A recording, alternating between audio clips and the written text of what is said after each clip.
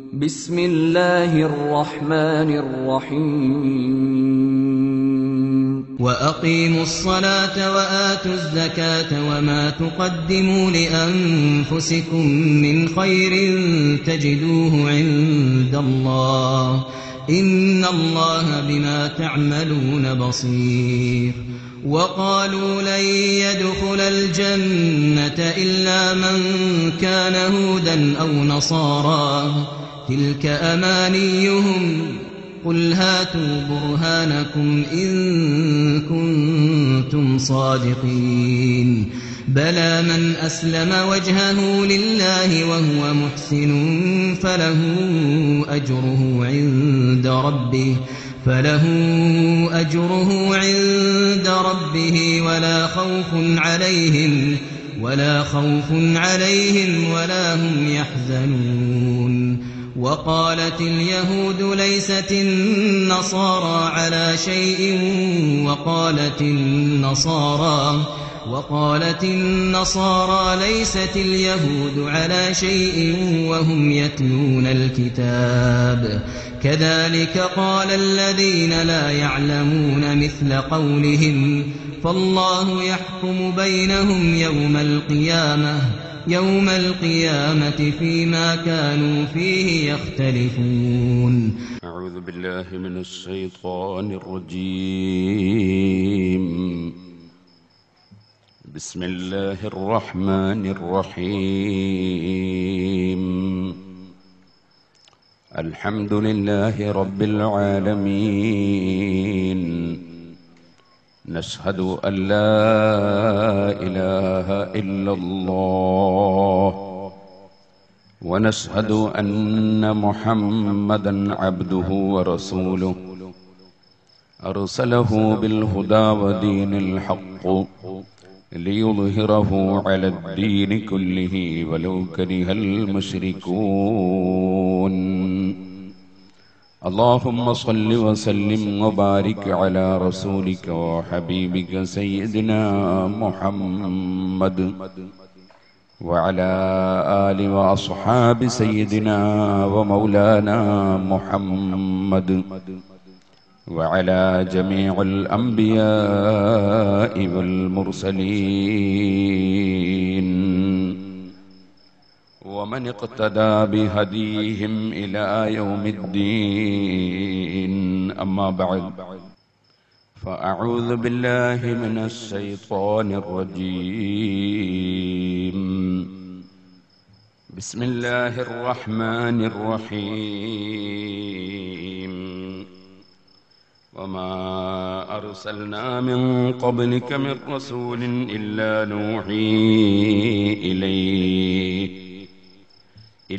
نوحي إليه أنه لا إله إلا أنا فاعبدون. وقالوا اتخذ الرحمن ولدا سبحانه بل عباد مكرمون لا يسبقونه بالقول وهم بأمره يعملون.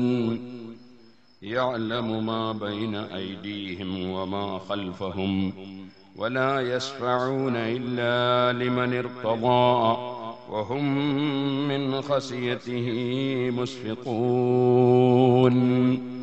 صدق الله العلي العظيم. صدق وبلغ رسوله النبي الكريم ونحن على ذلك من الشاهدين الشاكرين والحمد لله رب العالمين.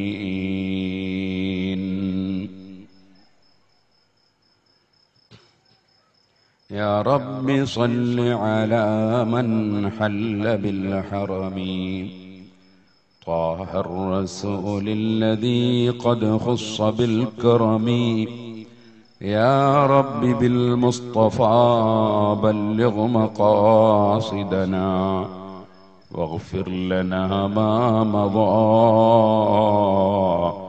يا واسع الكرم.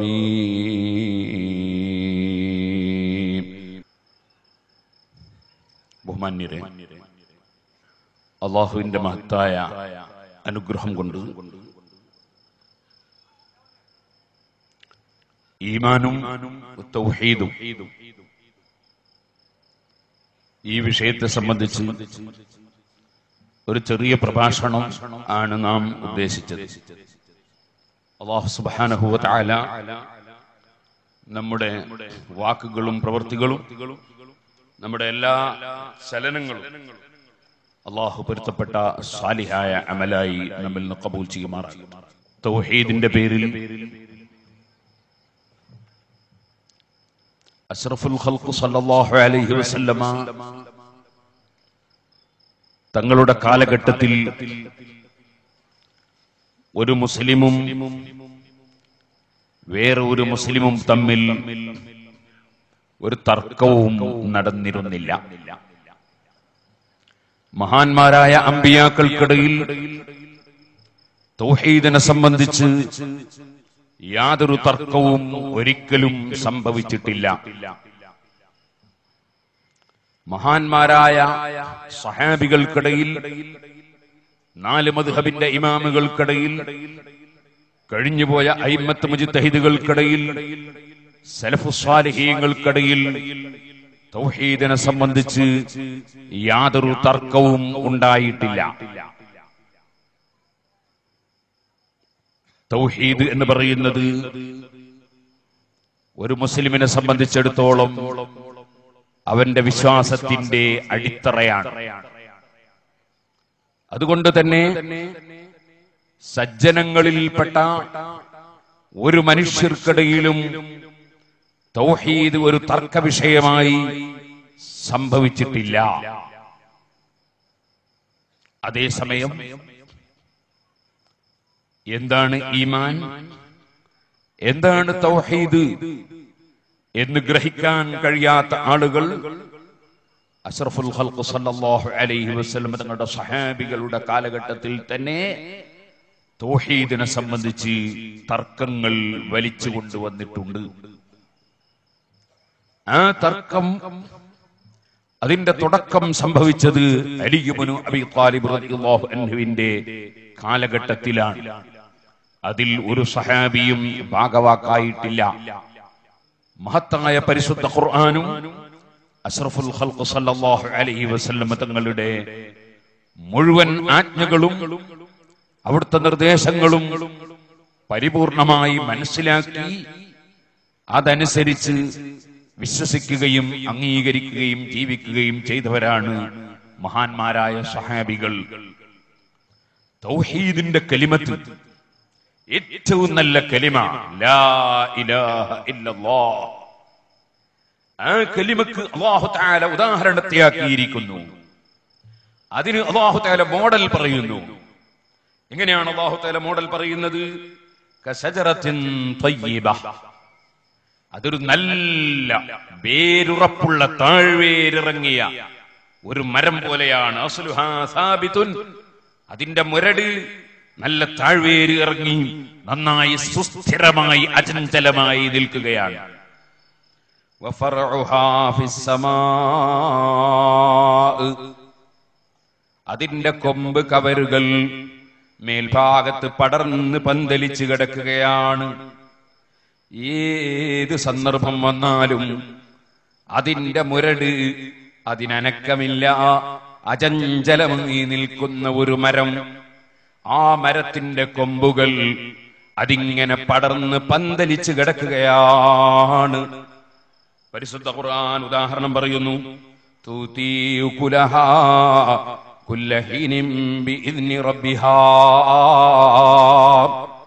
റബ്ബിന്റെ അനുമതി പ്രകാരം അഥവാ അവന്റെ തീരുമാനപ്രകാരം, അവന്റെ ഉദ്ദേശപ്രകാരം ആ മരം എപ്പോഴും കൊടുത്തുകൊണ്ടിരിക്കുന്നു അതിന്റെ ഫലങ്ങൾ.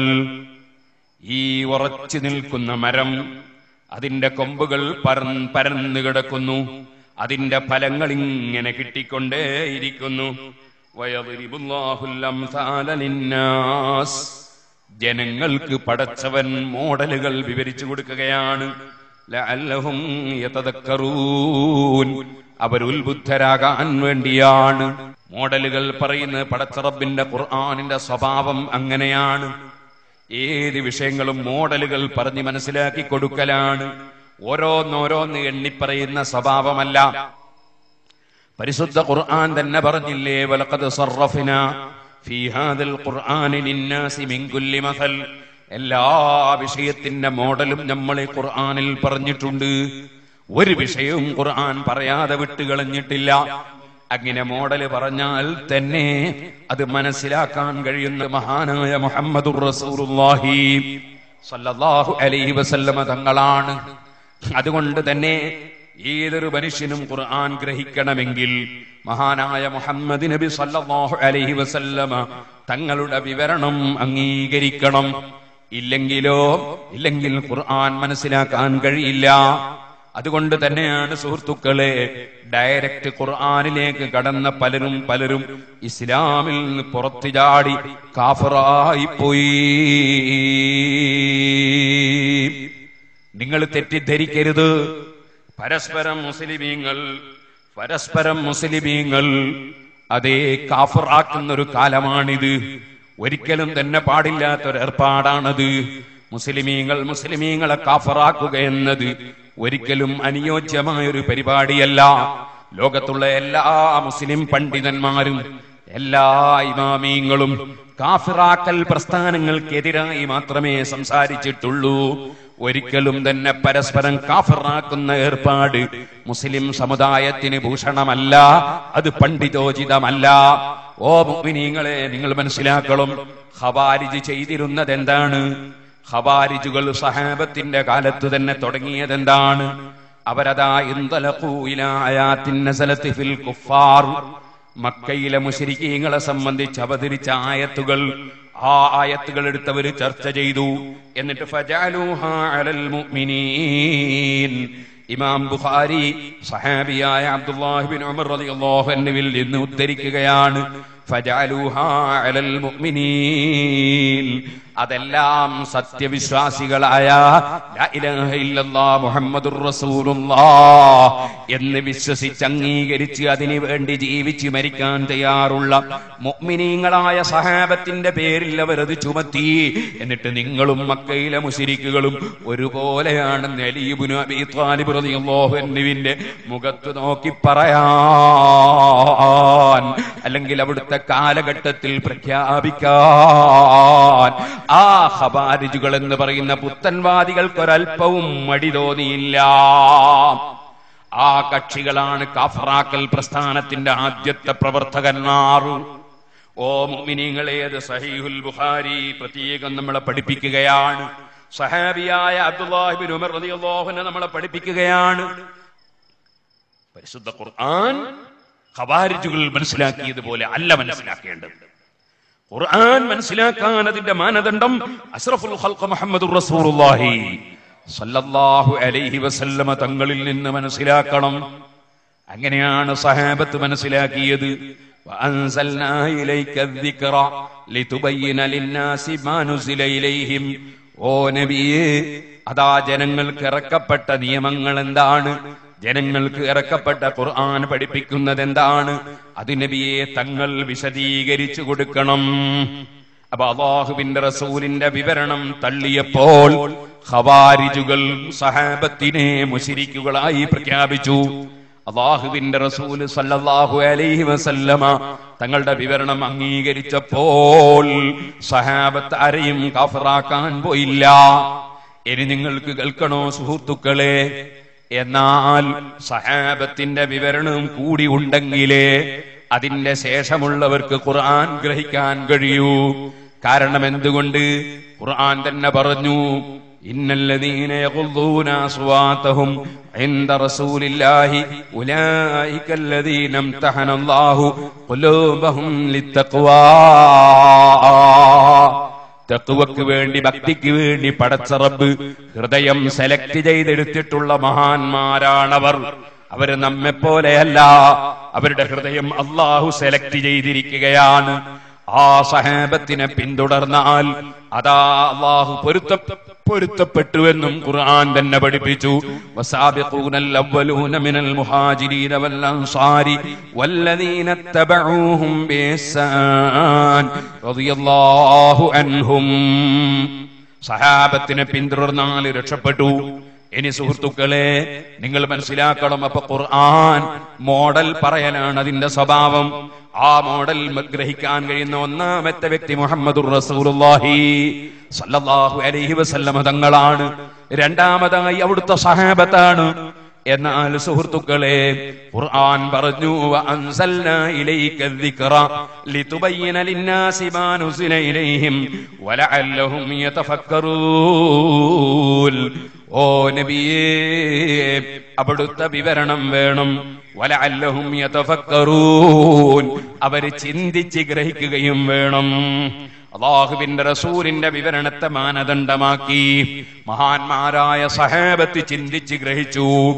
ആ സഹാബത്തിനെയും കൂടി പിന്തുടർന്നുകൊണ്ട് മഹാന്മാരായ പണ്ഡിതന്മാര് ചിന്തിച്ച് ഗ്രഹിച്ചു ഖുർആൻ. ഓ സുഹൃത്തുക്കളെ, ഇവിടെ ഒരു കാര്യം ഉണർത്തട്ടെ, അവര് ചിന്തിക്കാനും എന്ന് ഖുർആൻ പറഞ്ഞല്ലോ. അപ്പോൾ നമുക്ക് ചിലപ്പോ തോന്നും, എനിക്കും ഖുർആൻ മുമ്പിൽ വെച്ചിട്ടൊരു നിഘണ്ടുവും വെച്ച് ഒരു പരിഭാഷയും വെച്ച് എനിക്കുമൊന്ന് ചിന്തിച്ച് മനസ്സിലാക്കി കൂടെ ഖുർആനിന്റെ ആശയം. ഇന്നാ ലില്ലാഹ്. അങ്ങനെ ഓരോ മനുഷ്യനും, ഈ പറയുന്ന ഞാനോ നിങ്ങളോ, നമ്മളൊക്കെ ഖുർആൻ മുന്നിൽ വെച്ച് നിഘണ്ടുവും വെച്ചിട്ട് അല്ലെങ്കിൽ ഒരു പരിഭാഷയും വെച്ചിട്ട് ചിന്തിച്ച് ഗ്രഹിക്കാൻ പോയാൽ അത് മനസ്സിലാകൂല. മനസ്സിലാകൂലാന്ന് ഞാൻ പറയുകയല്ല, അതും ഖുർആൻ തന്നെ പറയുകയാണ്. വതിൽകൽ അംസാലു നദ്രിബുഹാ ലിന്നാസി ലഅല്ലഹും യതഫക്കറൂൻ. ജനങ്ങൾക്ക് ചിന്തിക്കാനാണ് ഖുർആനിൽ നമ്മൾ മോഡലുകൾ പറയുന്നത്. എന്നിട്ട് അല്ലാഹ് തന്നെ മറ്റൊരായത്തിൽ പറയുന്ന സൂറത്തുൽ അൻകബൂത്തിൽ വതിൽകൽ അംസാലു നദ്രിബുഹാ ലിന്നാസി വമാ യഖിലുഹാ ഇല്ലൽ ആലിമൂൻ. പരിശുദ്ധ ഖുർആനിൽ നമ്മൾ മോഡലുകൾ പറയുകയാണ് നബിയെ. വമാ യഖിൽ, അതെന്തിനാണ്? ജനങ്ങൾക്ക് ചിന്തിക്കാനാണ്. പക്ഷേ അതാർക്കാണ് മനസ്സിലാകുന്നത്? ഖുർആൻ പറയുന്നു വമാ യഖിലുഹാ ഇല്ലൽ ആലിമൂൻ. തികഞ്ഞ പണ്ഡിതന്മാർക്കല്ലാതെ, തികഞ്ഞ പണ്ഡിതന്മാർക്കല്ലാതെ ഖുർആൻ പറയുന്ന മോഡല് മനസ്സിലാകൂല. മാന്യ മുസ്ലിം സഹോദരന്മാരെ, ആരും തെറ്റിദ്ധരിക്കേണ്ടതില്ല. പേരോട് അബ്ദുറഹ്മാൻ സഖാഫി കടവത്തൂരിൽ പ്രസംഗിക്കുന്ന ഏകദേശം 30 വർഷത്തിലധികമായി.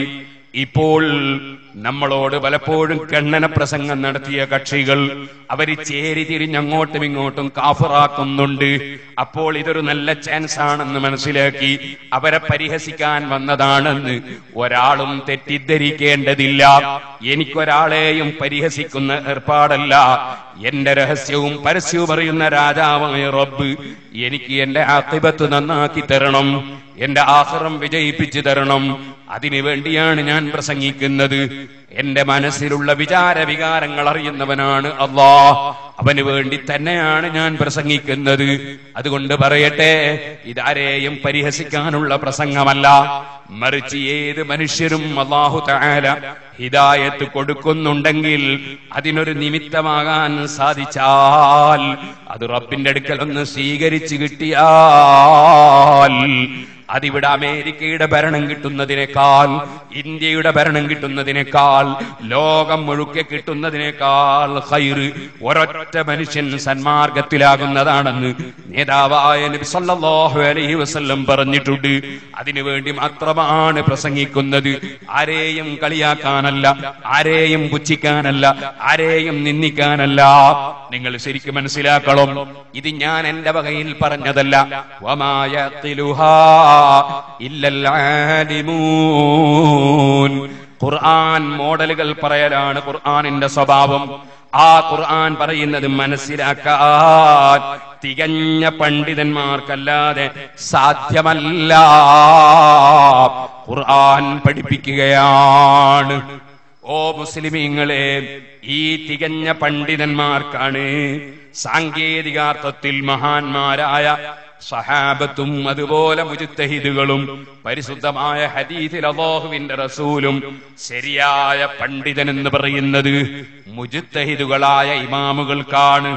അതുകൊണ്ട് തന്നെയാണ് നബി സല്ലല്ലാഹു അലൈഹി വസല്ലം പറഞ്ഞു, ആലിമീങ്ങൾ ഇങ്ങനെ മരണപ്പെട്ട് തീർന്നുകൊണ്ടേയിരിക്കും.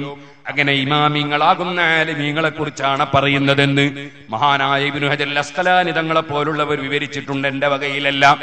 ആ ഇമാമിങ്ങളൊക്കെ മരിച്ചങ്ങ് തീരുമ്പോ ഇത്തഖദന്നാസു റൂസൻ ജുഹാല, ഖുർആൻ നോക്കി ഡയറക്റ്റ് കാര്യങ്ങൾ മനസ്സിലാക്കാൻ കഴിയാത്ത വിവരമില്ലാത്ത ജനങ്ങൾ വരും. അവരെ പിടിച്ച് ജനങ്ങൾ നേതാക്കന്മാരാക്കും. എന്നിട്ടോ ഫസുഇലു, അവരോട് പല സംഗതികളും ചോദിക്കപ്പെടും.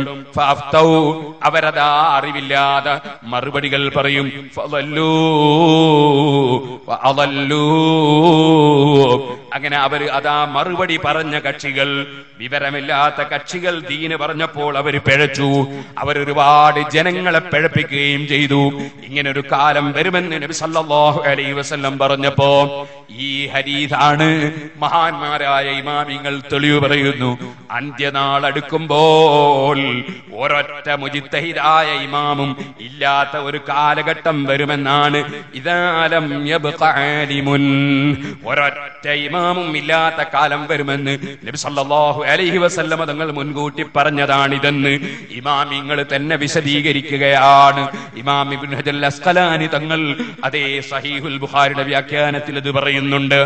ഇതുപോലെ ഞാൻ പറയട്ടെ, അത് ഞാൻ വളരെ അഭിമാനത്തോടെ തന്നെ ഞാൻ പറയുന്നു. അത് അപമാനമാണെന്ന് നിങ്ങൾ കരുതിക്കോളൂ, എനിക്ക് വിഷമമില്ല. എന്റെ മുൻഗാമികളായ ഇമാമിങ്ങൾ അവരെ കിതാബിൽ എന്താണോ പറഞ്ഞത് അതിനനുയോജ്യമായി അത് നോക്കിയിട്ട് പറയാനല്ലാതെ എന്റെ സ്വന്തം വകയിൽ പറയാൻ എനിക്ക് അധികാരമില്ല. ഞങ്ങളെ കൂട്ടത്തിൽ ഒരു പണ്ഡിതനും അധികാരമില്ല. ഇന്ന് ജീവിച്ചിരിക്കുന്ന ഒരു പണ്ഡിതനും അധികാരമില്ല. ഇത് തുറന്നു പറയുന്നവരാണ് ഞങ്ങൾ.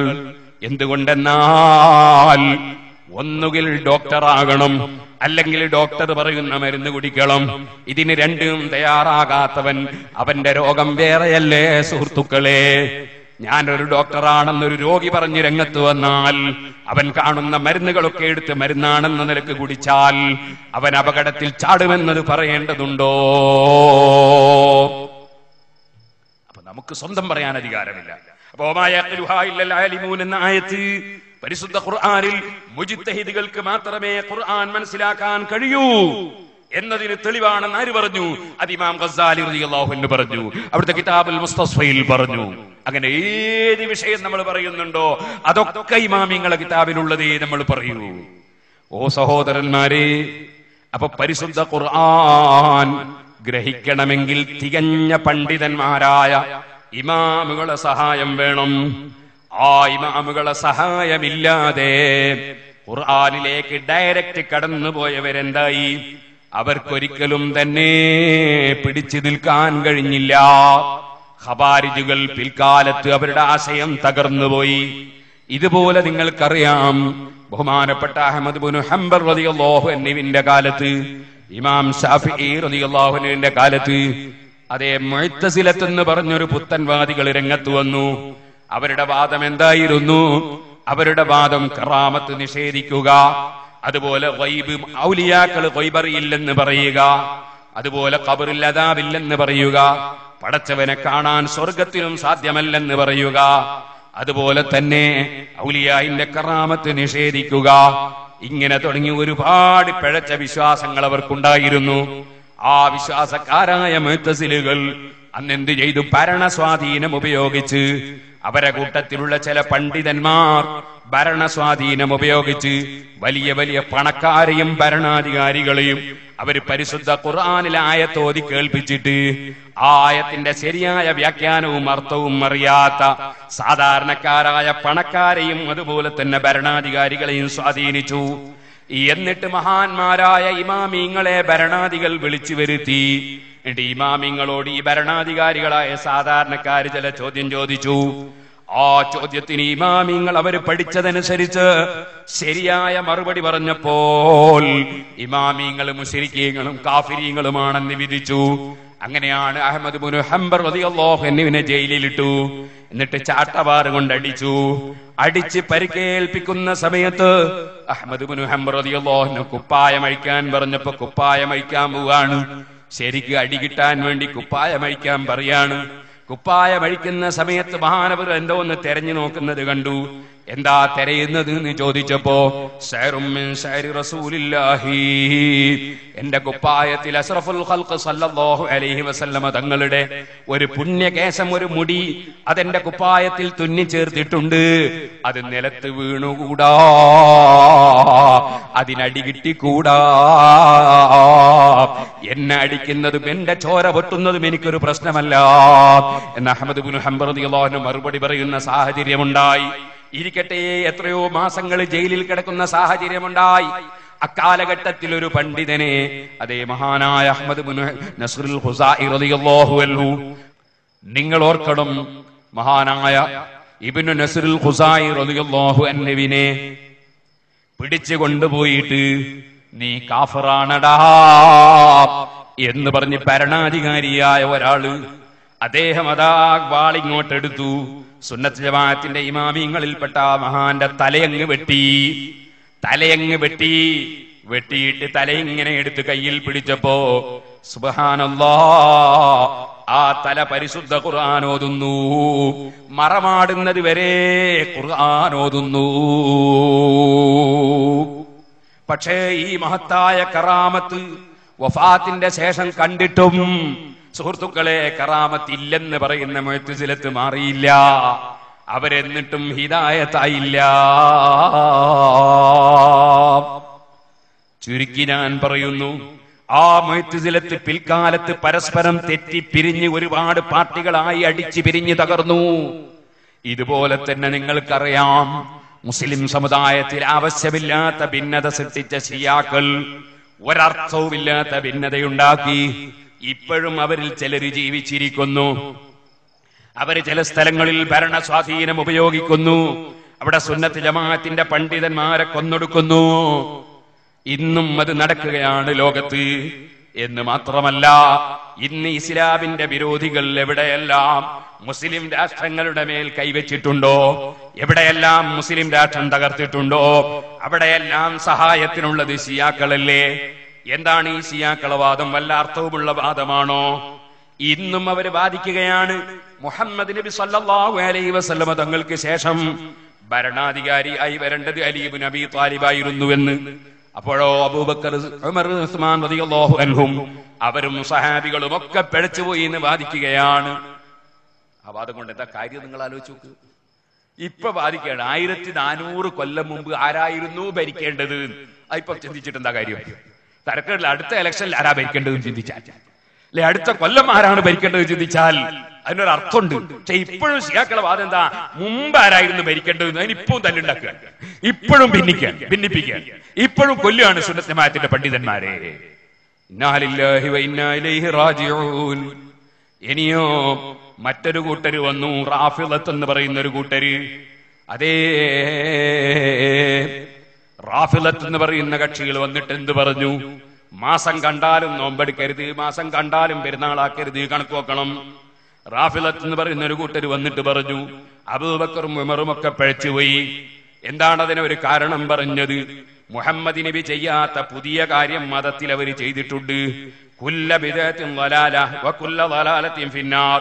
എല്ലാ പുതിയ കാര്യവും നരകത്തിലാണെന്ന് മുഹമ്മദ് നബി സല്ലല്ലാഹു അലൈഹി വസല്ലം പറഞ്ഞിട്ടുണ്ട്. അതുകൊണ്ട് അബൂബക്കർ അല്ലേ ഖുർആൻ ആദ്യം മുതൽ അവസാനം വരെ, അത് റാഫിളത്തിന്റെ വാദമാണ് കേട്ടോ, അതേ അബൂബക്കർ അല്ലേ ഖുർആൻ ആദ്യം മുതൽ അവസാനം വരെ 2 ചട്ടയുടെ ഉള്ളിലായിട്ട് അതാ ഒന്നായിട്ട് എഴുതി വെച്ചതും അങ്ങനെ ഒന്നായി എഴുതി വെച്ച മുസ്ഹഫ് നോക്കിയിട്ട് ഖുർആൻ ഓതുന്ന ഏർപ്പാട് മുഹമ്മദ് നബിയുടെ കാലത്തില്ല. അങ്ങനെ 30 ഒന്നായി എഴുതി വെച്ചിട്ടില്ല. ഈ മതപരമായ കാര്യം മതത്തിലില്ലാത്തത് ഉണ്ടാക്കിയത് അബൂബക്കറാണ്, അതിനെ പിന്തുണച്ചത് ഉമറാണ്, അതിനെ പിന്നെ കോപ്പിയെടുത്ത് വിതരണം ചെയ്ത് ഉസ്മാനാണ്, അതിനെ പിന്തുണച്ച അലിയാണ്. ഈ മുഴുവൻ ഖുലഫാഉർ റാഷിദീങ്ങളും സഹാബികളും എല്ലാവരും പിഴച്ചുപോയ നരകത്തിലാണെന്ന് വാദിച്ച റാഫിദുകൾ. അവരുടെ അടിസ്ഥാനം എന്താണ്? ഇമാം ഇബ്നു ഹജർ അസ്ഖലാനി തങ്ങൾ ബുഖാരിയുടെ ശറഹ് ഫതുൽ ബാരിയിൽ പറയുന്നു, മുഹമ്മദ് നബി ചെയ്യാത്ത ഒരു നല്ല കാര്യം ചെയ്തുകൂടാന്നാണ് അവരുടെ വാദം. മുഹമ്മദ് നബി ചെയ്യാത്ത ഒരു നല്ല കാര്യം ചെയ്തുകൂടാന്നാണ് അവരുടെ വാദം. എന്നോട് ഇന്നൊരാള് പറഞ്ഞു, ഈ കടവത്തൂരിൽ കുറച്ചപ്പുറത്ത് ഒരു സ്ഥലത്തൊരു മരണ വീട്, ആ മരണ വീട്ടിൽ നിന്ന് തൂവക്കുന്നുകാരനൊരാള് പറഞ്ഞു പോലും ഒരു ഖുർആൻ ഓതിക്കൂടെ? അപ്പൊ വേറൊരാള് പറഞ്ഞു പോലും മുഹമ്മദ് നബി അങ്ങനെ ചെയ്തിട്ടില്ല, മുഹമ്മദ് നബി അങ്ങനെ ചെയ്തിട്ടില്ല ഇത് തന്നെയല്ലേ സുഹൃത്തുക്കളെ റാഫിദുകളും പറഞ്ഞത്? മുഹമ്മദ് നബി ഖുർആൻ 30 ഒന്നാക്കി എഴുതി വെച്ചിട്ടില്ല, അങ്ങനെ ഒരു മുസ്ഹഫ് നോക്കി ഓതിയിട്ടില്ല. ഇത് തന്നെ റാഫിദത്തിന്റെ അതേ വാദം. നല്ല കാര്യം ചെയ്യുന്നത് മുടക്കുക, അതേ സമയത്ത് അവരെന്തേ ഖുർആൻ നോക്കാതിരുന്നത്? ഖുർആനിൽ അല്ലാഹ് പറഞ്ഞതല്ലേ, ഫമൻ യഅമൽ മിസ്ഖാല ദർറത്തിൻ ഖൈറൻ യറാ, അണുമണിത്തൂക്കം നല്ലത് ചെയ്താൽ അതിന്റെ പ്രതിഫലം അല്ലാഹ് കൊടുക്കും. വമാ തുഖദ്ദിമൂ ലിഅൻഫുസികും മിൻ ഖൈറിൻ തജിദൂഹു ഇൻദല്ലാഹ്, നിങ്ങളെ ശരീരത്തിന് ഏത് നല്ല കാര്യം ചെയ്താലും അതിന് ഗുണം കിട്ടും, അതിന് അല്ലാഹുവിന്റെ അടുക്കൽ പ്രതിഫലം കിട്ടും. അതേ വഫ്അലുൽ ഖൈറ ലഅല്ലകും തുഫ്ലിഹൂൻ, നിങ്ങൾ നല്ല കാര്യം ചെയ്തോ നിങ്ങൾ വിജയിക്കും. ഇങ്ങനെ എത്ര ആയത്തുകളിൽ അല്ലാഹ് നല്ല കാര്യം ചെയ്യണം എന്ന് പറഞ്ഞിട്ടുണ്ട്. ആയത്തൊന്നും അവർ സ്വീകരിച്ചില്ല. അവരെന്ത് ചെയ്തു? മുഹമ്മദ് നബി ചെയ്യാത്ത പുതിയ കാര്യങ്ങളൊന്നും പാടില്ലെന്ന് പറഞ്ഞു. അങ്ങനെ ഇന്നാൾ ഒരു ദിവസം ഒരു വ്യക്തി മുഹമ്മദ് നബി ചെയ്യാത്ത നല്ല കാര്യം ചെയ്യാൻ പാടില്ല, മതകാര്യമായി ചെയ്യാൻ പാടില്ലെന്ന് പറഞ്ഞപ്പോ ഞാൻ അവരോട് ചോദിച്ചു, നിങ്ങളുടെ അൽമനാറിലും നിങ്ങളുടെ മദ്രസാ പുസ്തകത്തിലുമൊക്കെ ജുമഅയുടെ ഖുതുബയിൽ അല്ലാഹുവിന്റെ റസൂലിന്റെ പേരിൽ സലാത്ത് ചൊല്ലണം എന്ന് കാണുന്നുണ്ട്. നിങ്ങളെ എല്ലാ നേതാക്കളും ജുമഅയുടെ ഖുതുബയിൽ സലാത്ത് ചൊല്ലുന്നുമുണ്ട്. അങ്ങനെ അല്ലാഹുവിന്റെ റസൂൽ ഓതിയ ജുമഅയുടെ ഖുതുബയിൽ സലാത്ത് ചൊല്ലി എന്നൊരു സഹീഹായ ഹദീസ് റിപ്പോർട്ട് കാണിച്ചു തരാമോ? ജുമഅയുടെ ഖുതുബയിൽ എല്ലാ ആളുകളും ജുമഅയുടെ ഖുതുബയിൽ സലാത്ത് ചൊല്ലുന്നുണ്ട്. അങ്ങനെ സുന്നികൾ ചൊല്ലുന്നുണ്ട്, അവരെ ഇമാമിങ്ങൾ നിർബന്ധമാണെന്ന് പഠിപ്പിച്ചിട്ടുണ്ട്. പക്ഷേ ഞാൻ ചോദിക്കുന്നു, മുഹമ്മദ് നബി ചെയ്യാത്തൊരു കാര്യം മതകാര്യം എന്ന നിലയ്ക്ക് ചെയ്തുകൂടാ എന്ന് വാദിക്കുന്ന കക്ഷികൾ എല്ലാ വെള്ളിയാഴ്ചയും സ്ഥിരമായി മതകാര്യമായ ഖുതുബയിൽ അവർ പ്രസംഗമാണ് നടത്തുന്നതെങ്കിലും അതിലൊരു സലാത്ത് ചൊല്ലുന്നുണ്ടല്ലോ. അങ്ങനെ അല്ലാഹുവിന്റെ റസൂൽ ഖുതുബക്ക് സലാത്ത് ചൊല്ലിയതായി ഒരു ഹദീസ് കാണിച്ചു തരാമോ? സുഹൃത്തുക്കളെ, അതിന് ഹദീസിന്റെ ആവശ്യമില്ല. ഇമാമിങ്ങൾ അതിന് വേറെ തെളിവ് പറഞ്ഞിട്ടുണ്ട്. അതിലേക്ക് ഇപ്പോൾ ഞാൻ കടക്കുന്നില്ല. നിങ്ങൾ കിതാബുൽ മുഹദ്ദബ് ഇമാം സിറാസിയുടെ മുഹദ്ദബ് നോക്കിയാൽ, ഇമാം നവവി റളിയല്ലാഹു അൻഹുവിന്റെ ശർഹുൽ മുഹദ്ദബ് നോക്കിയാൽ അവിടെയൊക്കെ തെളിവ് പറഞ്ഞത് ഹദീസ് അല്ല. അവിടെ തെളിവ് പറഞ്ഞത് അള്ളാന്റെ ഖുർആനിൽ പറഞ്ഞിട്ടുണ്ട്, വറഫഅനാ ലക ദിക്റക. അല്ലാഹു തആല പറഞ്ഞതാണ്, നബിയെ ഞങ്ങളുടെ പേര് പറയുന്നതിനെ നമ്മൾ ഉയർത്തി വെച്ചിട്ടുണ്ട്. അതിന്റെ വ്യാഖ്യാനം ഇമാമിങ്ങൾ പറഞ്ഞിട്ടുണ്ട്. എവിടെയാണോ അള്ളാനെ പറയുന്നത് അവിടെയൊക്കെ റസൂലുള്ളാഹിനെയും പറയണം സല്ലല്ലാഹു അലൈഹി വസല്ലം. അപ്പോൾ അതേ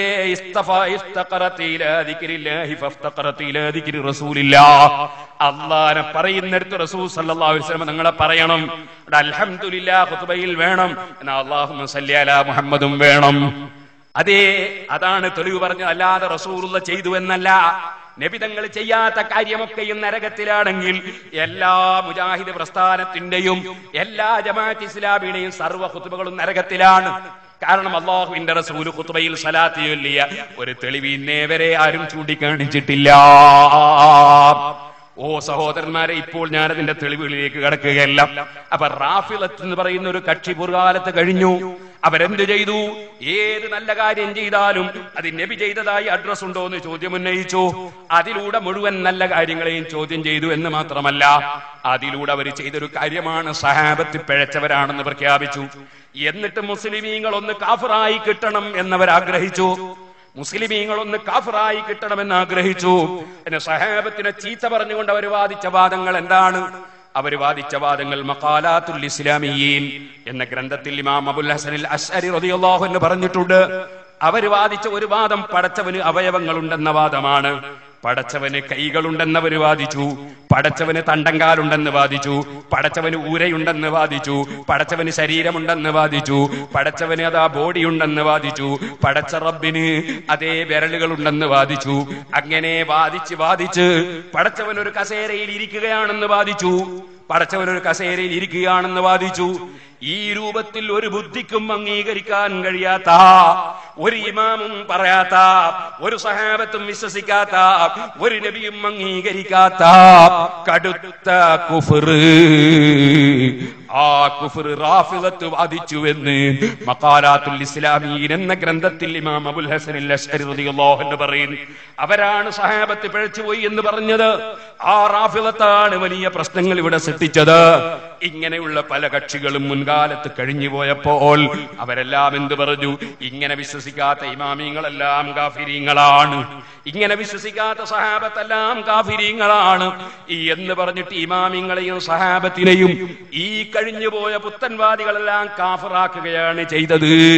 അതേ സുഹൃത്തുക്കളെ, ഖവാരിജ് മുതൽക്ക് റാഫിളത്ത് മുതൽക്ക് മുഅ്തസിലത്ത് മുതൽക്ക് അതേ ഏതെല്ലാം മുജസ്സിമത്തും കറാമിയത്തും ജഹ്മിയത്തും ഏതെല്ലാം കക്ഷികൾ ഇവിടെ വന്നിട്ടുണ്ടോ ആ കക്ഷികളെല്ലാം പിൽക്കാലത്ത് അവർ തമ്മിൽ ഭിന്നിച്ച് പിന്നീട് അവരും പരസ്പരം കാഫിറാക്കൽ തുടങ്ങി.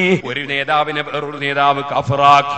അങ്ങനെ കഴിഞ്ഞുപോയ റാഫിളത്ത് മുഅ്തസിലത്ത് മുജസ്സിമത്ത് ജഹ്മിയത്ത് തുടങ്ങിയിട്ടുള്ള ഖവാരിജ് തുടങ്ങിയ എല്ലാ കക്ഷികളും ഇവിടെ പിൽക്കാലത്ത് ആദർശപരമായി കെട്ടടങ്ങിപ്പോയി. പക്ഷേ അത് താനേ ഉണ്ടായതല്ല. മഹാന്മാരായ ഇമാമിങ്ങൾ അവർക്കെതിരെ ഇമാം അശ്അരി റളിയല്ലാഹു അൻഹു എത്ര ഗ്രന്ഥമാണ് എഴുതിയത്, ഇമാം റാസി എത്ര കിതാബാണ് എഴുതിയത്, ഇമാം ഗസ്സാലി റളിയല്ലാഹു അൻഹു എത്ര കിതാബാണ് എഴുതിയത്, ഇമാം അൽ ഹറമൈനി എത്ര കിതാബാണ് എഴുതിയത്, ഇമാം നവവി എത്രയാണ് എഴുതിയത്. അങ്ങനെ എല്ലാ ഇമാമിങ്ങളും ഈ പുത്തൻവാദികളെ നേരിടാൻ വേണ്ടി കാഫിറാക്കൽ പ്രസ്ഥാനക്കാരായ എല്ലാവരെയും കാഫിറാക്കുന്ന ഈ ഏർപ്പാടുകാരുടെ ആശയം തെറ്റാണെന്ന് സമർത്ഥിക്കാൻ വേണ്ടി പരിശുദ്ധ ഖുർആൻ ഉദ്ധരിച്ചുകൊണ്ട് ഹദീസുകൾ ഉദ്ധരിച്ചുകൊണ്ട് സഹാബത്തിന്റെ പ്രവർത്തനങ്ങളും അവരാശയങ്ങളും ഉദ്ധരിച്ചുകൊണ്ട് എല്ലാ ഇമാമിങ്ങളും കിതാബ് എഴുതി, എല്ലാ ഇമാമിങ്ങളും ഇവിടെ പ്രഭാഷണം നടത്തി, എല്ലാ ഇമാമിങ്ങളും ഇവിടെ സംവാദം നടത്തി, എല്ലാ ഇമാമിങ്ങളും വളരെ വ്യക്തമായി അവരെ ജീവിതം അതിനൊഴിച്ചു വെച്ചു. ആ ഒഴിച്ചു വെച്ച ഇമാമിങ്ങൾ ഇമാം അബൂ ഹനീഫ തങ്ങളും ഇമാം മാലിക് റളിയല്ലാഹു അൻഹു തങ്ങളും ഇമാം ശാഫിഈ റളിയല്ലാഹു അൻഹു തങ്ങളും ഇമാം അഹ്മദ് ഇബ്നു ഹംബൽ റളിയല്ലാഹു അൻഹു തങ്ങളും എല്ലാ ഇമാമിങ്ങളും ഇവർക്കെതിരെ ശക്തിയായ പോരാട്ടം നടത്തി. എന്തിനധികം പറയണം, ആ ഇമാമുകൾക്ക് ശേഷം വന്ന ഇമാം ബുഖാരി, അവിടുത്തെ സഹീഹുൽ ബുഖാരിയുടെ ആദ്യത്തെ അധ്യായങ്ങൾ പരിശോധിച്ചാൽ നിങ്ങൾക്ക് കാണാം കിതാബുൽ ഈമാൻ, വിശ്വാസത്തെ കുറിച്ച് പറയുന്ന ഭാഗം. ആ കിതാബിന്റെ ഓരോ അധ്യായങ്ങളും അന്നത്തെ പുത്തൻവാദികൾക്ക് മറുപടിയായി ചേർത്തതാണെന്ന് ഇബ്നു ഹജർ അൽ അസ്ഖലാനി തങ്ങളും ഇമാം ഖസ്തല്ലാനിയും എല്ലാ ഇമാമിങ്ങളും എഴുതി വെച്ചത് കാണാം. ആ കൂട്ടത്തിൽ ഏതെല്ലാം സൈസ് ഉണ്ടായിരുന്നു എന്നറിയോ? കൂട്ടത്തിൽ അന്നത്തെ കാലത്തുള്ള ഒരു സൈസായിരുന്നു സഹോദരന്മാരെ ഒരു വിഭാഗം കക്ഷികള്. അവരെ വാദം എന്താണ്? അവരെ വാദം വിശ്വാസമുണ്ടായാൽ മതി, കർമ്മം വേണ്ട. വിശ്വാസമുണ്ടായാൽ മതി, കർമ്മം വേണ്ട. ആ കക്ഷികളെ പേരാണ് മുർജിയത്ത്. അവരെ വാദം വിശ്വാസം മതി, കർമ്മം വേണ്ട. അവരെ പിന്തുടർന്നവരാണ് ഇന്നത്തെ വ്യാജ ത്വരീഖത്തുകാര്. നിസ്കാരം വേണ്ട, നോമ്പ് വേണ്ട, ഹജ്ജ് വേണ്ട, ശൈഖിനെ സ്വീകരിച്ചാ മതി. അത് ആ മുർജിയത്ത് എന്ന് പറയുന്ന പുത്തനാശയക്കാരുടെ വാദം കടമെടുത്തവരാണ്. ഓ സഹോദരന്മാരെ, ഔലിയാക്കൾക്ക് കറാമത്തില്ല, അവര് മറഞ്ഞ കാര്യം അറിയൂല എന്ന് വാദിക്കുന്ന കക്ഷികളുണ്ട്. മുഅ്തസിലത്തിന്റെ വാദം കടമെടുത്തതാണ്. ഇതുപോലെ തന്നെ സുന്നികൾ കാഫറാണ്, മുശ്രിക്കാണെന്ന് പറയുന്ന കക്ഷികൾ, ആ കക്ഷികൾ ഖവാരിജിന്റെ വാദം കടമെടുത്തതാണ്. അതുകൊണ്ടാണ് ഖവാരിജിന്റെ നേരെ കോപ്പിയാണ് ഇന്നത്തെ വഹാബികളെന്ന് ഇമാം സാബി റളിയല്ലാഹു അൻഹു അവിടുത്തെ തഫ്സീറിൽ എഴുതി വെച്ചത്. ഇനി സഹോദരന്മാരെ, ഇവിടെ പിൽക്കാലത്ത് വന്ന ഏതെല്ലാം പുത്തൻവാദികളുണ്ടോ അവരെല്ലാം മുൻകാലങ്ങളിൽ കഴിഞ്ഞുപോയവരുടെ കോപ്പികളാണ്. ആ കോപ്പികൾ അവരുടെ ചില വാദം മുന്നേ എടുക്കുകയും ചില വാദം തള്ളുകയും ചെയ്തുകൊണ്ട് പലരുടെയും പുത്തൻ പഴയകാലത്ത് കഴിഞ്ഞുപോയ പുത്തൻവാദങ്ങൾ ഓരോരുത്തരും ഏതെല്ലാമോ ഗ്രന്ഥങ്ങളിൽ നിന്ന് കണ്ടെടുത്ത് അത് പിന്നീട് ഒരു പ്രസ്ഥാനമാക്കി വളർത്തിയെടുക്കാനാണ് ഇവിടെയുള്ള എല്ലാ കക്ഷികളും ശ്രമിച്ചിട്ടുള്ളത്, എല്ലാ പുത്തനാശയക്കാരും ശ്രമിച്ചിട്ടുള്ളത്. പക്ഷേ നിങ്ങൾ മനസ്സിലാക്കണം, ഒരൊറ്റ സുന്നിയും ഇന്ന് വരെ ഒരൊറ്റ മുസ്ലിമും കാഫിറാണെന്ന് പറയാറില്ല. ലാ നുകഫിറു അഹ്ലൽ ഖിബ്ല.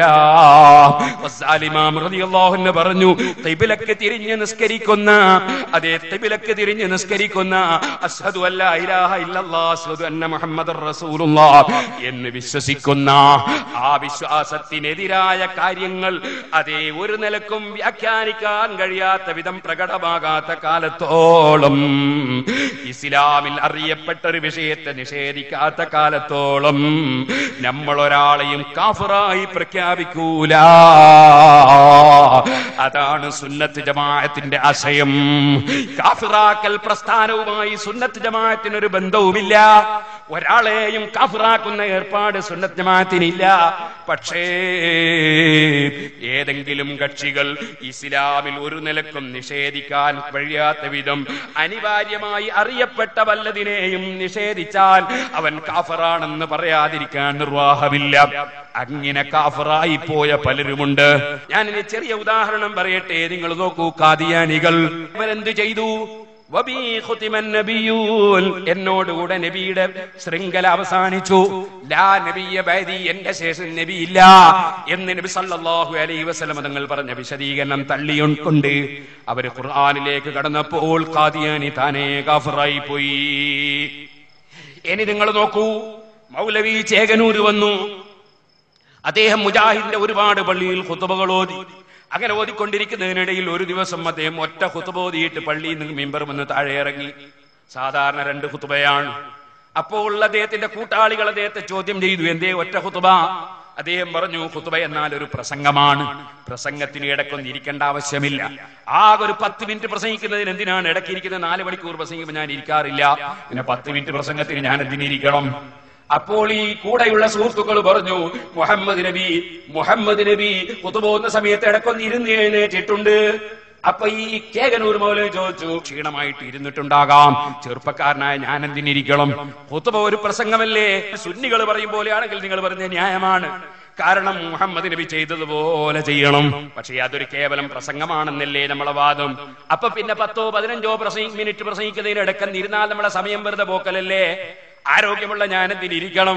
എന്നാൽ സുഹൃത്തുക്കളെ, നിങ്ങൾ ചിന്തിക്കണം, ആ ചേകനൂൻ അതുകൊണ്ട് നിന്നില്ല. അദ്ദേഹം എഴുതിയ പുസ്തകമാണിത്. ഇതിൽ മുഴുവനും അദ്ദേഹം ഖുർആനല്ലേ ഉദ്ധരിക്കുന്നത്. എന്റെ മാന്യ മുസ്ലിം സഹോദരന്മാര് ചിന്തിക്കണം, ഖുർആൻ ഉദ്ധരിച്ച് പറയുന്നവരുടെയൊക്കെ പിന്നാലെ പോവുകയാണെങ്കിൽ എന്തുകൊണ്ട് ചേകനൂരിന്റെ പിന്നാലെ പോയിക്കൂടാ? ചേകനൂര് നമസ്കാരം എങ്ങനെ, എപ്പോൾ, എത്ര? മൗലവി ചേകനൂര് നിലവിലുള്ള നമസ്കാരത്തിൽ 30 ജൂദായിസം, ളുഹറും മഗ്രിബും ഖുർആൻ വിരുദ്ധം, സുബ്ഹി സൂര്യോദയത്തിന് ശേഷം മതി എന്ന് വിശുദ്ധ ഖുർആനിലെ നമസ്കാര രൂപം, ഇതെല്ലാം കണിശമായി തെളിയിക്കുന്ന ലോക ചരിത്രത്തിലെ ആദ്യത്തെ ഗ്രന്ഥം. ഇതിന്റെ ചട്ടയമലുള്ള പരസ്യം ഞാൻ നോക്കി വായിച്ചത്. ഇനിയോ നമസ്കരിച്ച് കഷ്ടപ്പെട്ടവർക്കും കഷ്ടപ്പാടോർത്ത് നമസ്കരിക്കാത്തവർക്കും ഒരുപോലെ ഗുണം ചെയ്യുന്ന ഇസ്ലാമിക ചരിത്രത്തിലെ ആദ്യ ഗ്രന്ഥം ഖുർആനല്ലേ അദ്ദേഹം തെളിവുദ്ധരിക്കുന്നത്.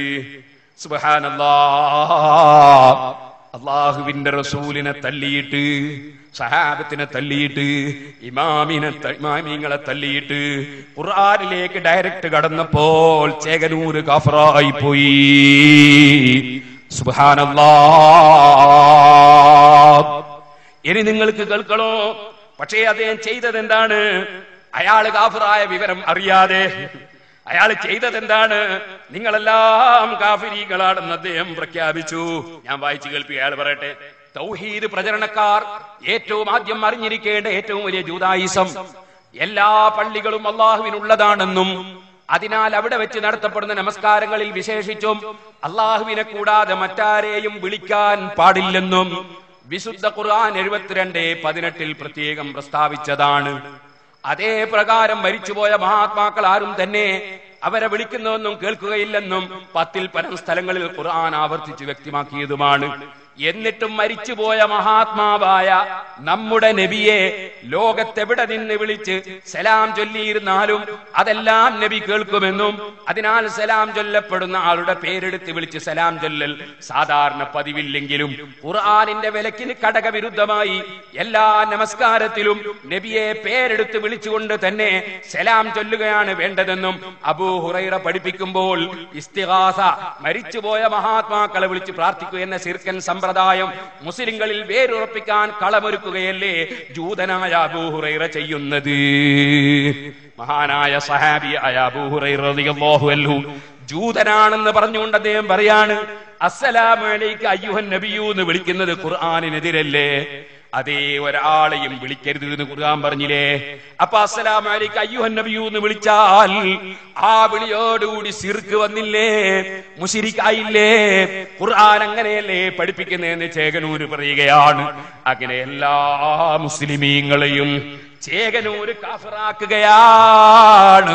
അതേ സമയത്ത് ദുഹർ നിസ്കാരം പാടില്ല, മഗ്രിബ് നിസ്കാരം പാടില്ല എന്ന് വാദിച്ചുകൊണ്ട് അദ്ദേഹം സ്വയം കാഫിറായ വിവരം അദ്ദേഹം അറിയുന്നില്ല. അദ്ദേഹത്തിന്റെ അനുയായികളും അതറിയുന്നില്ല. സങ്കടമല്ലേ സുഹൃത്തുക്കളെ ഇത്? ഇനി നിങ്ങൾക്ക് കേൾക്കണോ?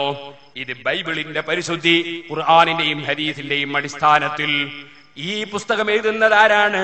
റിയാസുദ്ദീൻ എന്നാണ് അദ്ദേഹത്തിന്റെ പേര്. അദ്ദേഹം ഖുർആനിലേക്ക് ഡയറക്റ്റ് കടന്നപ്പോൾ ക്രിസ്ത്യാനിയായി പോയി, ഇസ്ലാമിന്റെ പടി കടന്നുപോയി. ഇനി നിങ്ങൾ നോക്കൂ, വേറൊരു പുസ്തകം സുൽത്താൻ മുഹമ്മദ് പോൾ. ഇത് സുൽത്താൻ മുഹമ്മദ് പോൾ എന്ന മുസ്ലിം നാമധാരിയുടേതാണ്. ഞാൻ എന്തുകൊണ്ട് ക്രിസ്ത്യാനിയായി എന്നാണ് ഇതിന്റെ പേര്. ഞാൻ എന്തുകൊണ്ട് മുജാഹിദായി എന്ന് പറഞ്ഞ് പലരും പുസ്തകം ഇറക്കാറില്ലേ? അതുപോലെ ഒരു ക്രിസ്ത്യാനി പുറത്തിറക്കുന്ന പുസ്തകം ഞാൻ എന്തുകൊണ്ട് ക്രിസ്ത്യാനിയായി. അദ്ദേഹം പറയുന്ന ഖുർആനിലുള്ളത് ക്രിസ്തു മതമാണ്, നല്ലത് ഇതാണ് ഖുർആനിലുള്ളതെന്ന് അദ്ദേഹം പറയുന്നു. അദ്ദേഹം ഇസ്ലാം എന്ന് പുറത്തുപോയി. ഇമാമിങ്ങളെ തള്ളിയിട്ട്, സഹാബത്തിനെ തള്ളിയിട്ട് ആരാണോ ഖുർആനിലേക്ക് ഡയറക്റ്റ് കടന്നത് അവരെല്ലാം അറിയാതെ ഇസ്ലാം എന്ന് പുറത്തുപോയി. ചില വ്യാജ തരീഖത്തുകാര് വന്നു. സുബ്ഹാനല്ലാഹ്. വ്യാജ തരീഖത്തുകാര് വന്നിട്ട് സാധാരണക്കാരെ വഞ്ചിക്കാൻ വേണ്ടി അവര് പറഞ്ഞു, അതെ, മല്ലം യകുല്ലഹു ശൈഖുൻ ഫൈബിലീസു ശൈഖുഹു. മല്ലം യകുല്ലഹു ശൈഖുൻ ഫൈബിലീസു ശൈഖുഹു.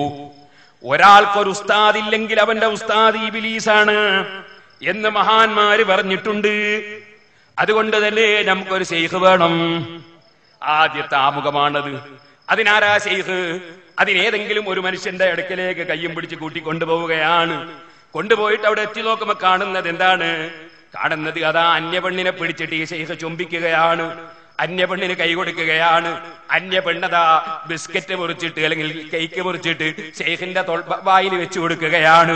ഈ വേങ്ങാട്ടുണ്ടായി എന്നില്ലേ സഹോദരന്മാര്, അന്യ സ്ത്രീകൾ ബാംഗ്ലൂരിൽ നിന്ന് അതാ മുരീദിന്റെ വീട്ടിൽ വെച്ച് ഇങ്ങനെ കേക്ക് മുറിച്ചു കൊടുക്കുന്നത് ഞാൻ എന്റെ CD-യിൽ കാണിച്ചില്ലേ?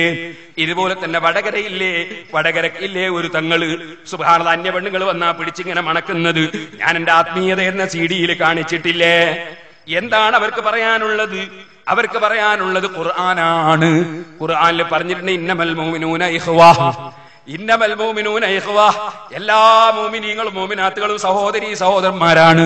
അവിടെ ശൈഖിന്റെ മുരീദായാൽ മുരീദിച്ചിയായാൽ ആങ്ങളെയും പെങ്ങളുമാണ്, തൊടുന്നതിന് കുഴപ്പമില്ല. ഇന്നാ ലില്ലാഹ്. പക്ഷേ നിങ്ങൾ മനസ്സിലാക്കണം, ബഹുമാനപ്പെട്ട ഗൗസുൽ ആദം മുഹീദ്ദീൻ അബ്ദുൽ ഖാദിർ ജീലാനി മല്ലം യകുൽ ലഹു ശൈഖുൻ ഫൈബിലീസു ശൈഖുഹു, ഉസ്താദില്ലാത്തവന്റെ ഉസ്താദ് ഇബ്ലീസാണ് എന്ന് പറഞ്ഞ ഉടനെ ബഹുമാനപ്പെട്ടവർ പറഞ്ഞ വാക്കെന്താണ്? ഇത്തബിഉ ശുയൂഖൽ ഉലമാ ബിൽ കിതാബി വസുന്നതി അൽആമിനീന ബിഹിമാ. ഖുർആനിലും സുന്നത്തിലും അഗാധ പാണ്ഡിത്യമുള്ള ഇമാമീങ്ങളായ മഹാന്മാരായ ശൈഖന്മാരെ നിങ്ങൾ പിന്തുടരുക. വഹസ്സിനും നന്നബിഹിം. അതേ, ആ ഖുർആനും സുന്നത്തും അനുസരിച്ച് ജീവിക്കുന്ന ഇമാമീങ്ങളായ ശൈഖന്മാരെ നിങ്ങൾ പിന്തുടരുക. വഹസ്സിനും നന്നബിഹിം. ആ ഇമാമീങ്ങളായ ശൈഖന്മാരെ പറ്റി നിങ്ങൾ നല്ലത് മാത്രം വിചാരിക്കുക. വതഅല്ലം മിൻഹും. ആ ഇമാമീങ്ങളിൽ നിന്ന് നിങ്ങൾ കാര്യം മനസ്സിലാക്കുക. വഹ്സിനിൽ അദബ ബൈന ഐദീഹിം. അവരുടെ മുമ്പിൽ നിങ്ങൾ അദബോടെ ജീവിക്കുക. വൽഉസ്റത മഅഹും. ആ ഇമാമീങ്ങളെ തള്ളിപ്പറയാതെ അവരോട് കൂടെ നല്ല നിലക്ക് മുന്നോട്ട് നീങ്ങുക. വഖദ് അഫലഹത, നിനക്ക് വിജയിക്കാൻ കഴിയും. ഇദാ ലം തത്തബിൽ കിതാബ വസ്സുന്ന വലശയൂഖൽ ആരിഫീന ബിഹിമാ. ഖുർആനും സുന്നത്തും പഠിച്ച പണ്ഡിതന്മാരെ, ഉസ്താദുമാരെ നീ പിന്തുടരാത്ത കാലത്തോളം ഖുർആനും സുന്നത്തിനെയും പിന്തുടരുന്നവനാകൂല. അങ്ങനെ പിന്തുടരാത്ത കാലത്തോളം ഫമാ തുഫ്ലിഹു അബദാ, നിനക്ക് വിജയിക്കാൻ കഴിയൂല. ഇത് വ്യക്തമായി ബഹുമാനപ്പെട്ട മുഹീദ്ദീൻ അബ്ദുൽ ഖാദിർ ജീലാനി ഖദ്ദസല്ലാഹു സിർറഹുൽ അസീസ് തങ്ങൾ പറഞ്ഞില്ലേ. എന്നിട്ട് കോരാത്തതിന് മഹാനവറുകൾ പ്രത്യേകം അവിടുത്തെ ഫതുർ റബ്ബാനിയിൽ പറഞ്ഞു, അൻത നഫ്സുൻ വതബഉൻ വഹവാ തഖഉദു മഅൻ നിസ്വാഇൽ അജാനിബി വസ്ബിയാനി ثم لا تقول لا أبالي بهم كذبت لا يوافقك الشرع ولا العقل تضيف نارا إلى نار حطبا إلى حطب فلا جرم تستهل دار دينك وإيمانك. എടോ, നീ ശൈഖാണെന്നും മുരീദാണെന്നും പറഞ്ഞിട്ട് അന്യ പെണ്ണിനെ തൊടുകയാണോ? അവരെ കൂടെ ഇരിക്കുകയാണോ? നിന്നോടൊരിക്കലും അള്ളാന്റെ ദീന് യോജിക്കൂല, ബുദ്ധിയും നിന്നോട് യോജിക്കൂല. നീ നിന്റെ ദീനിന്റെ വീടതാ കത്തുന്നു, നിന്റെ ഈമാനതാ കത്തുന്നു. ഇൻകാറു ശർഇ ഹാദാ അമൻ ലം യസ്തസിനി ഫീഹാ അഹദാ.